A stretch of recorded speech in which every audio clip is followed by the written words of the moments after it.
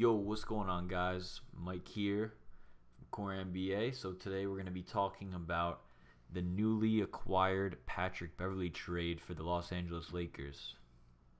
So the trade, if you weren't aware, if you fucking live under a rock, I don't know like what's been going on with you, but basically the trade was Taylor Horton Tucker and Stanley Johnson, two young wings, youngish. I mean, THC's 21, Stanley's 26, 27.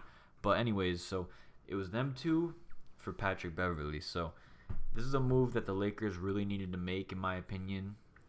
It does raise their ceiling quite a bit.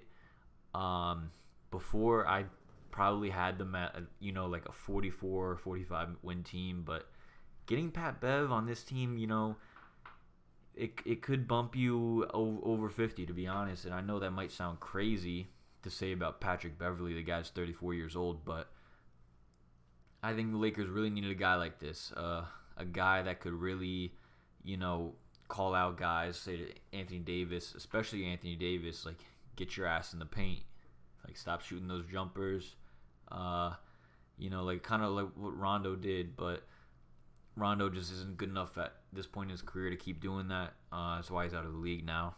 Well, there's a lot of Lakers that aren't in the league now that were just Lakers recently. But, I like this trade, but this kind of is making it inevitable that Russ is not going to be back.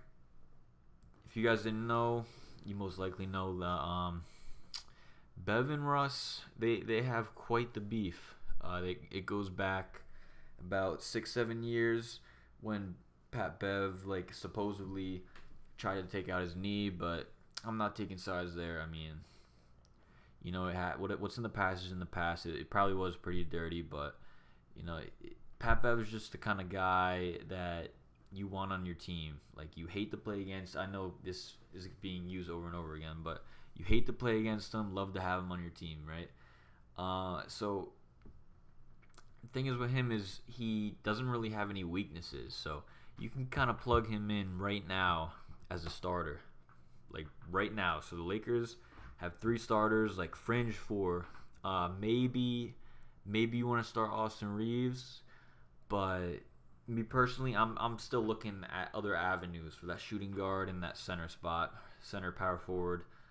Miles Turner, Buddy Hield obviously makes a lot of sense, but Pat Bev makes a lot of sense in the starting lineup, especially next to LeBron and AD, someone who's hard nosed. Someone, he's going to hit his threes, above average 3-point shooter. Great defender, can guard wings, is going to get in people's heads. He just seems like a guy who's a culture guy, someone you really think is going out there not just for the money. Like, he wants to go out there, he wants to win.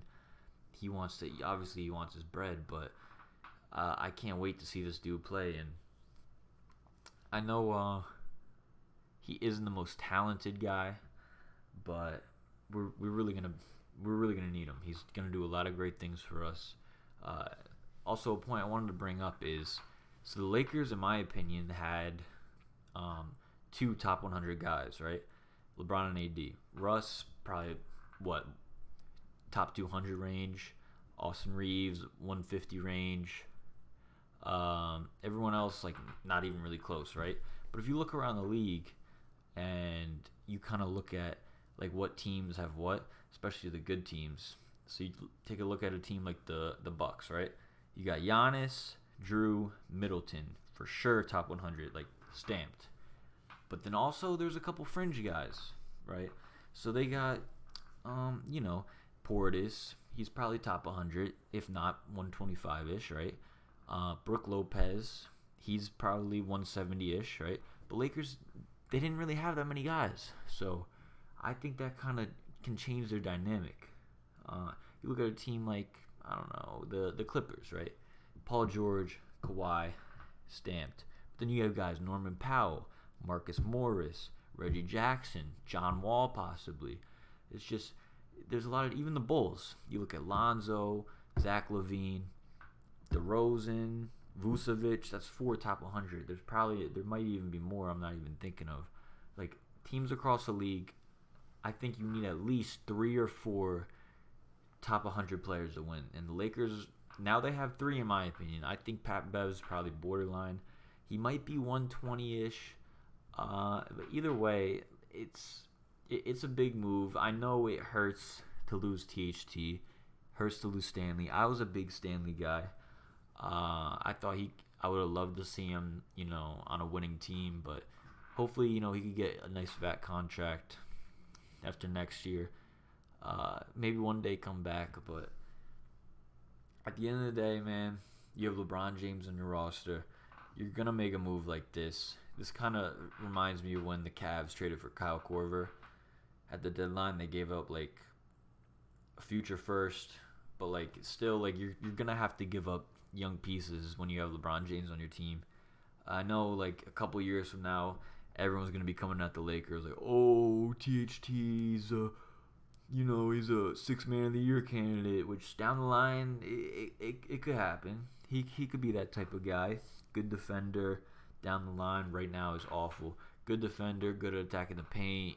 Maybe a shooting will improve, but for now, this move makes a lot of sense. I can't wait to see what else the Lakers do, but I'm rambling at this point, guys, but appreciate you listening. Have a good one.